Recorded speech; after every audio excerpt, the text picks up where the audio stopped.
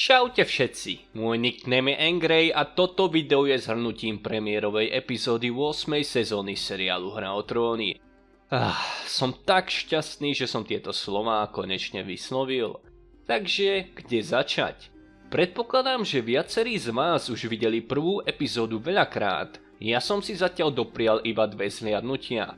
Keď som epizódu videl prvýkrát, bolo to hneď po práci, v deň, keď som sa musel učiť na skúšku, takže som sa moc nesústredil na detaily v epizóde, no aj napriek tomu sa mi zdalo, že si túto epizódu po jej prvom zhliadnutí pamätám lepšie ako ktorúkoľvek epizódu z ktoréhokoľvek seriálu predtým. No nebola to pravda. V priebehu týždňa sa na internete objavilo množstvo meme obrázkov, ktoré sa zaoberali primárne tými negatívnymi a povedzme si pravdu hlúpymi či dokonca nepodstatnými situáciami. A nakoľko som sa s týmito obrázkami stretával dennodenne, začal som byť aj ja veľmi cynický voči tejto epizóde. Ostatne tí z vás, ktorí ste si prišli vypočuť mňa a Winstora na stream o prvej epizóde, ste to mohli zažiť. Druhýkrát som si pozrel prvú epizódu až 6. deň od dňa premiéry a uvedomil som si, že minimálne väčšina, ak nie všetky z tých situácií, ktoré nám divákom prišli nelogické alebo hlúpe, má svoje logické vysvetlenie, aj keď nevždy je uspokojujúce. Takže vrhnime sa na epizódu, aby ste vedeli, o čom konkrétne to vlastne hovorím. Začneme na juhu v Kráľovom prístavisku a postupne sa prebrodíme až na sever. V prvej scéne z Kráľovho prístaviska môžeme vidieť Cersei, ako si vychutnáva príchod flotily 1000 lodí, spoločne s takmer celou zlatou spoločnosťou. 20 000 vojakov a 2000 koní je určite veľa, ale žiadne slony. Hneď sa k tomu dostaneme. Pri tomto skvelom pohľade prišiel Qyburn so správou o páde Veľkej steny, ktorú Cersei prijala ako dobrú správu, čo je pre nás divákov zvláštne, ale z jej pohľadu to znamená, že všetko ide podľa jej plánu. Ona ešte vždy počíta s tým, že armády Nočného kráľa a Daenerys budú po vojne živých proti mŕtvým oslabené natoľko, že sa s prípadným víťazom bude schopná vysporiadať. Ale od bitky o Zimohrad sme ešte ďaleko. Takže vráťme sa k zlatej spoločnosti. 20 000 vojakov a 2000 koní predstavuje obrovskú armádu, hlavne keď ide o najslávnejšiu žoldnierskú spoločnosť vo svete. Ale žiadne slony. To je úplná katastrofa, dámy a páni, keď sa nad tým zamyslíte. 8. sezóna Hry o tróny mala potenciál byť porovnávaná s bitkami z trilógie Pána prsteňov. Môžeme určite očakávať 2 veľké bitky, a to bitku o Zimohrad, ktorá sa bude odohrávať celá v noci, rovnako ako tomu bolo pri bitke o Helmov žleb. A potom tu budeme mať bitku o Kráľovo prístavisko, ktorú by sme mohli chcieť prirovnať k bitke o Minas Tirith, ale ako oni chcú dosiahnuť efekt naozaj epickej a úžasnej bitky na úrovni Minas Tirith bez slonov. Po tomto zistení som takmer stratil dôveru v to, že bitka o Kráľovo prístavisko bude tak povediac uspokojujúca ako záverečná bitka tohto úžasného seriálu. Ja viem, že teraz principiálne miešam jablká s pomarančami, lebo Hra o tróny nie je zďaleka totožná s Pánom prsteňov, ale predsa Dan and Dave pretvorili knižnú verziu príbehu do seriálovej podoby, tak prečo by sa nesnažili aspoň podobať najznámejším a najepickejším bitkám v histórii fantasy žánru. Aby som sa vrátil k tomu počtu bitiek, pôvodne som si myslel, že budeme mať možnosť vidieť až 3 bitky v 8. sezóne, jednu o Zimohrad, jednu ako posledný odpor proti nemrtvým a nakoniec bitku o Kráľovo prístavisko. Ale potom, ako sa vyjadrili herci ohľadom bitky o Zimohrad, že ju natáčali 55 dní a vždy presvedčivo hovorili len o jedinej bitke, ktorá sa odohrá v jednej epizóde, tak mám za to, že uvidíme len 2 bitky a maximálne nejakú tú dohru bitky o Zimohrad, ktorú nebudeme môcť brať ako plnohodnotnú bitku. Realita je taká, že správa o tom, že nebudeme mať žiadne slony, by nebola ani tak hrozná, keby dôvodom, prečo slony neuvidíme, má byť to, že nie sú prispôsobené na ďalekú prepravu, respektíve plavbu cez more. Nemusel som rozmýšľať dlho, aby som si spomenul na druhú vojnu Kartága proti Rímu, kde Hannibal premiesnil slony zo Španielska cez Alpy a napadol Rímanov odzadu. Je to úplne iná situácia, ale je z reálneho sveta a pokiaľ sa toto podarilo Hannibalovi v 2. storočí pred Kristom, pričom technológia vo svete piesne ľadu a ohňa je na úrovni približne 13. až 15. storočia Európy, tak mi nehovorte, že tu nebola šanca premiestniť slony cez more. Naozaj, keby ten veliteľ povedal, že všetky lode, ktoré premiestňovali slony, sa potopili počas prepravy, normálne by som bol spokojný, ale takto je to hrôza. To už normálne mohli toho herca nechať povedať, že HBO nemalo na slony peniaze.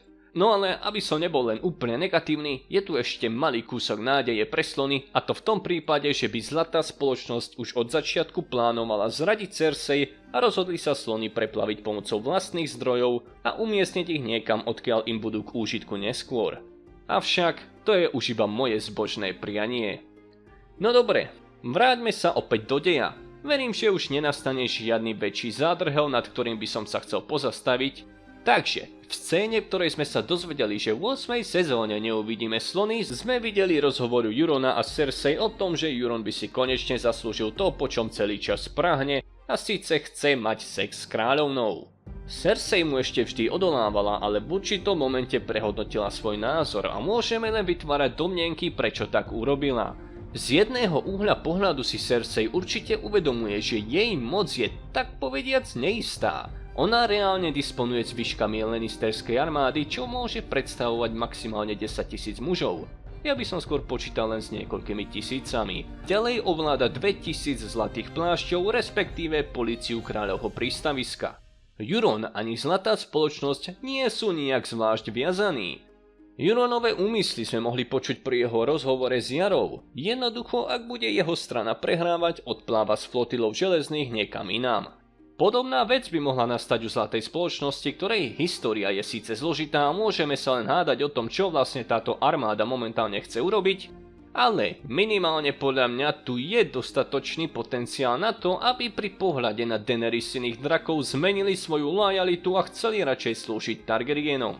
No ale tu opäť platí, že čas všetko ukáže. Takže, jedným z dôvodov, prečo sa Cersei odovzdala Euronovi, je to, že od neho očakáva väčšiu lojalitu a taktiež už znala, že si už zaslúži nejakú odmenu. Druhá, omnoho zaujímavejšia možnosť sa týka scény s Bronom, ktorého Qyburn mene Cersei požiadal, aby sa prípadne postaralo Jaimieho a Tyriona.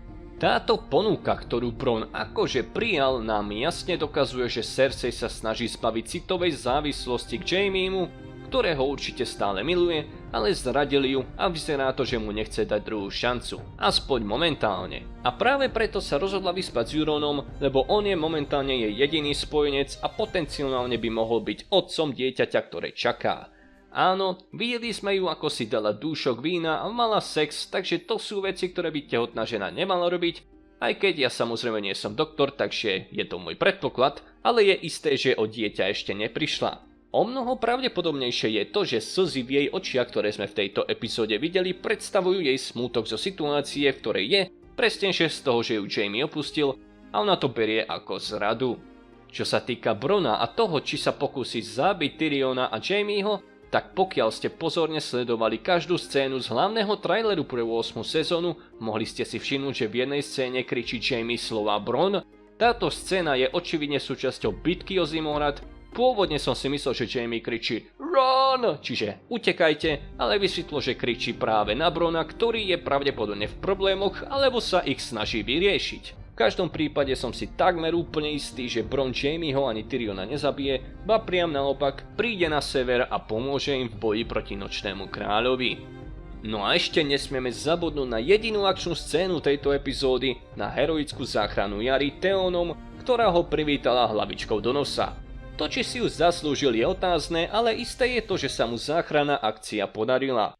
Ak sa pýtate, ako je to možné, tak ja to beriem tak, že Theon jednoducho prišiel so svojimi loďami do kráľovho prístaviska a nakoľko to boli len 3 lode medzi stovkami, bez problémov zapadli a potom to bola už iba otázka nenápadného vkradnutia sa na palubu lode Silence, čiže tichosti, čo sa im tiež podarilo.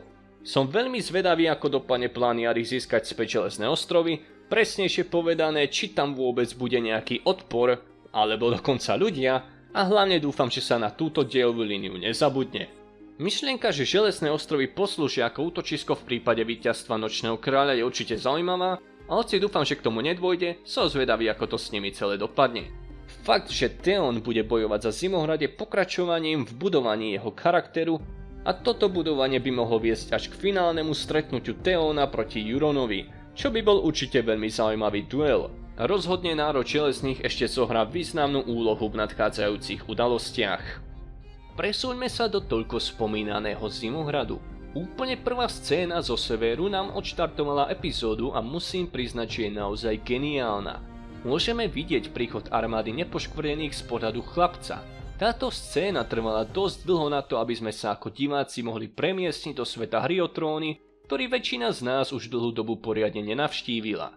Jednoznačne bol tento nástup skvelý. Jediná vec, ktorá mi ho pokazila, je samotný fakt, že sme takmer celú scénu mohli vidieť už v traileroch. Ďalej sme pokračovali nasávaním atmosféry s Tyrionom a Varysom, ktorí sa navzájom doberali. Hoci Tyrionovi to išlo určite lepšie. No potom došlo na hlavné predstavenie. Opätovné stretnutie Jona s Brannom a so Sansou. A ďalej privítanie kráľovnej, ktoré bolo prerušené Brannovými slovami. Na to všetko teraz nemáme čas.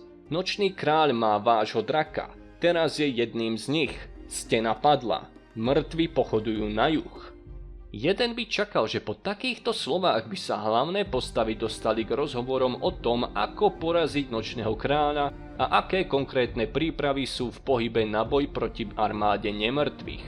Ale bohužiaľ namiesto toho sme mohli vidieť úplne iné veci. Najskôr sme videli, ako Severania otvorene nesúhlasia s rozhodnutím Jona pokľaknúť pred Daenerys a tak sa vzdať svojho titulu kráľa na severe. Je samozrejme pochopiteľné, že sú z tohto vývoja udalosti nespokojní, ale aspoň oni by mohli chápať, aká ohromná hrozba to pred nimi stojí a tituly momentálne nehrajú rolu. Avšak je celkom možné, že pre Severanov, podobne ako pre Varysa, Tyriona a Davosa, je celá táto situácia len ďalšou prekážkou, ktorú všetci prežijú a budú ďalej pokračovať vo svojom živote ako predtým. To je ako keby si tí ľudia neuvedomovali, že s príchodom nočného kráľa sa všetko zmení. Že tu je veľká šanca, že živí prehrajú. A ono to je možno aj pravda. Jednoducho nerozumejú vážnosti tejto situácie, inak si to nedokážem vysvetliť. Spomenul som Varysa, Tyriona a Davosa, lebo títo páni už teraz plánujú svadbu Daenerys a Jona, ktorí očividne tvoria pár. Predsa len Tyrion vie, že Jon a Daenerys mali spolu sex, takže je to logická možnosť a spôsob, ako si získať dôveru Severanov. Avšak ja osobne by som stále viac prijal rozhovory o tom, ako porazia nočného kráľa, hoci je pravda, že iba tí, ktorí boli za stenou, vedia, že keď zabijete bieleho chodca, tak sa ním premenení nemrtví rozpadnú. Čo je kľúčová informácia v tejto vojne, a týmito osobami sú Gendry, Hound, Jon, Mormont, Tormund a Dondarrion. Ostatní, pokiaľ vieme, nemajú ani tušenie, ako dokážu poraziť armádu nemrtvých, takže je čudné, že o tom nehovoria. Avšak, aby som nevyznel úplne negatívne, počas všetkých scén na Zimohrade si môžeme všimnúť, že prípravy na vojnu sú v plnom prúde. Gendry je toho príkladom. Vyrobil pre Hounda sekeru z dračieho skla, vďaka čomu sme mohli vidieť opätovné stretnutie Árie a Hounda a hneď na to Gendryho a Árie. O všetkých opätovných stretnutiach v tejto epizóde platí, že neboli pre mňa úplne naplňujúce, väčšinou sme počuli len niekoľko viet, ale to bude práve tým, že postavy naozaj nemajú teraz čas si sadnúť a rozprávať o svojej minulosti. Čaká ich boj s nepriateľom, ktorému ešte nikdy nečelili. Keď som už spomenul tie stretnutia Árie, nesmieme zabudnúť ani na opätovné stretnutie Árie a Jona, avšak pri ňom nastala len jedna podstatná vec, o ktorej si povieme neskôr. No v každom prípade bolo skvelé ich spolu po tak dlhom čase znovu vidieť. A čo sa týka tej zbrane, ktorú si Ária nechala u Gendryho vyrobiť, predpokladám, že pôjde o nejaký oštep, ktorého hrot bude Ária schopná hodiť na ďalekú vzdialenosť, ale s istotou to tvrdiť nemôžem, jednoducho sa teším na to, až tú zbraň uvidíme v akcii. Presuňme sa teraz k tomu, čo bolo na severe naozaj podstatné. Najskôr pôjde o Jona a scény, ktoré nám mali utvrdiť myšlienku, že on je z rodu Targaryen a ako syn predošlého nástupcu na železný trón je právoplatným kráľom 7 kráľovstiev, teda aspoň podľa seriálu. Na začiatok tu máme Jona, ako sa naučil lietať na Rhaegalovi, drakovi pomenovanom po jeho otcovi. Som rád, že sme sa k tomu vôbec dostali, keď očividne sme nikde nestretli ducha, Jonovho zlovlka a taktiež je tu celá situácia so slonmi.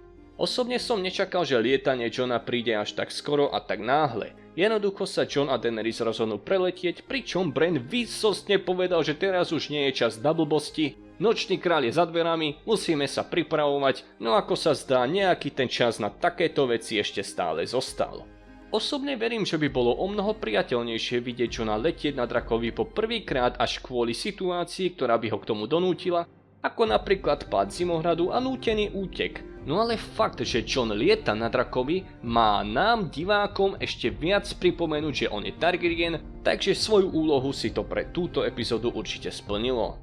Ďalej sme tu mali jednu z najlepších scén, a to rozhovor medzi Daenerys a Samwellom Tarlym, ktorý sa dozvedel o tragickom konci jeho otca a brata. Táto scéna bola vybudovaná z množstva dejových línií a vôbec som ju nečakal, hlavne som nečakal samovú reakciu. Nedokázal som ju precítiť, dokonca som sa smial. Táto scéna bola tak emotívna a skvelá, že vôbec do tej epizódy nezapadala. Bol to moment, kedy sme sa opäť vrátili k podstate tohto úžasného seriálu. Je mi naozaj ľúto, že som si ho nedokázal poriadne užiť. Toto odhalenie viedlo k ďalšiemu odhaleniu, a to k veľkej incest bombe, ktorá zatiaľ nebola tak veľká, lebo Sam všetko oznámil a vysvetlil Jonovi v súkromí. Je teda veľmi otázne, či sa táto informácia vôbec dostane na verejnosť. Ja som si istý, že áno, ale možno to potrvá ešte jednu epizódu. No a potom bude už len zaujímavé sledovať reakcie všetkých strán na tento fakt. Niektorí to budú popierať, iní tomu nebudú chcieť veriť, ale určite to bude zaujímavá situácia, ak k nej dôjde v správny moment, respektíve predtým ako Nočný kráľ zaútočí na Zimohrad. Ďalej tu máme scény dokazujúce, že Sansa bude ešte veľmi významným hráčom v Hre o tróny. Mali sme tu rozhovor medzi ňou a Tyrionom, kde bolo spomenuté, že mnohí ju doteraz podcenili a väčšina z nich to už má za sebou. Potom tu bola scéna Jona s Áriou, kde si Ária dovolila povedať, že Sansa je tá najrozumnejšia osoba, za akou sa kedy stretla. Myslím, že Tywin Lannister by si takéto uznanie zaslúžil viac, predsa len je to človek, ktorý vymyslel a zabezpečil uskutočnenie červenej svadby. Avšak, ako som už spomenul, to uznanie, ktoré sa Sanse dostalo, sme mohli vidieť preto, aby sme sa ako diváci lepšie pripravili na jej budúcnosť. Herečka Sansi prezradila, že si z natáčania na pamiatku vzala jednu listinu, ktorá bola významnou súčasťou 8. sezóny, čo nám jasne hovorí, že Sansa bude disponovať informáciou, ktorá bude nevyhnutná pre ukončenie Hry o tróny, tak ako k nemu dôjde. Musíme uznať, že Sansa už dospela. V scéne medzi ňou a Jonom bola schopná z Jonovej reakcie usúdiť, že je zaľúbený do Daenerys a možno to už vedela od prvého pohľadu. V každom prípade to vyzerá, že má vysoký emočný kvocient, čo znamená, že sa vyzná v ľuďoch. A to, že nadobudla takéto schopnosti, je po všetkých jej zážitkoch len logické. Už sa pomaly ale isto dostávame ku koncu. Jakmile som videl mladého lorda Ambera, ktorého ľud nebol schopný prísť na Zimohrad, bola to jasná predzvesť toho, čo sme už dlho očakávali. Scéna z Posledného srdca je naozaj epická. Stretla sa tu družina bratov z Čierneho hradu spolu s preživšími z východnej hľadky, kde bola prelomená stena. Určite ste si už všimli teóriu založenú na tom, že ten konkrétny symbol, ktorý Nočný kráľ za sebou neustále zanecháva, je veľmi podobný rodovému znaku rodiny Targaryen. Ono, bola to len otázka času, kedy ľudia začnú považovať Nočného kráľa za Targaryena. Viete, vo svete piesne Ohňa a ľadu platí porekadlo, o každej skvelej postave existuje teória, že je tajne Targaryenom. Príkladom nám môže byť Tyrion, ktorého matku mohol znásilniť ešte šialený kráľ. Varys by mohol byť potomkom rodu Blackfyre, čo je len línia rodu Targaryen. U Crastera je tu tiež podozrenie, že bol Targaryenom, aj keď nečistokrvným. A práve preto si Nočný kráľ bral jeho synov. Jednoducho im v žilách prúdila krv draka, vďaka čomu dokážu po premenení lepšie fungovať ako magické bytosti. Ale ak vám tieto príklady nestačia, pozrite sa na Jona Sneha, to je najlepší príklad. Taktiež je skvelým príkladom majster Aemon, o ktorom sme sa dozvedeli, že je Targaryen. A pokiaľ ste teda uspokojení s týmito dôkazmi, teraz je tu už iba otázka, či je to vôbec možné. Podľa našich informácií z kníh, prvá dlhá noc nastala pred 8000 rokmi a Valyrijská ríša vznikla iba pred 4000 rokmi. Avšak, prequel seriál s názvom Dlhá noc nás ešte len čaká a ten určite odhalí ďalšie informácie, čiže je tu stále možnosť, že Valýria existovala počas Dlhej noci a potom by Nočný kráľ mohol teoreticky byť Targaryenom. Aj keď je to pomerne dosť nepravdepodobné, minimálne podľa dnešných informácií. Ďalej musím spomenúť rod Karstark, ktorý sa úspešne dostal do Zimohradu, za to sme sa formou listu dozvedeli, že rod Glover zostane na svojom hrade. To môžeme považovať za ďalšiu veľkú predzvesť. Sídlo tohto rodu je trochu ďalej ako sídlo rodu Karstark, ale práve to by mohlo zabezpečiť nejaký ten čas pre dokončenie príprav bitky o Zimohrad. Ako poslednú vec, takú čerešničku na torte, tu máme stretnutie Jamieho s Brenom, ktoré nám ukončilo epizódu. Pre mňa osobne je to tá najlepšia scéna, lebo krásne vystihuje to, čo sa na Zimohrade momentálne odohráva. Armáda živých sa formuje a to znamená, že sa už čoskoro dočkáme príchodu bielých chodcov. Celkovo to bola zaujímavá epizóda s určitými chybami, stalo sa toho naozaj veľa a hlavne veľmi rýchlo a myslím si, že to je len dobré. Prešli sme si väčšinou relatívne menších udalostí hneď na začiatku a vďaka tomu budeme sledovať celú tretiu epizódu jednu veľkú bitku o Zimohrad. Ak by som mal tejto epizóde dať číselné hodnotenie, bolo by to 7 bodov z 10. Takže, to by bolo odo mňa zatiaľ všetko, ja pevne verím, že sa vám toto video páčilo, ak áno, nezabudnite ho ohodnotiť palcom hore a odoberať môj YouTube kanál, aby ste neprišli o tie ďalšie. Ak chcete pokračovať v sledovaní mojich videí, kliknutím na ikonku vľavo sa dostanete do teórie o tzv. Čiernej svadbe a kliknutím na ikonku vpravo do záznamu zo streamu o prvej epizóde. Ja vám ďakujem veľmi pekne za pozornosť, do počutia, čaute.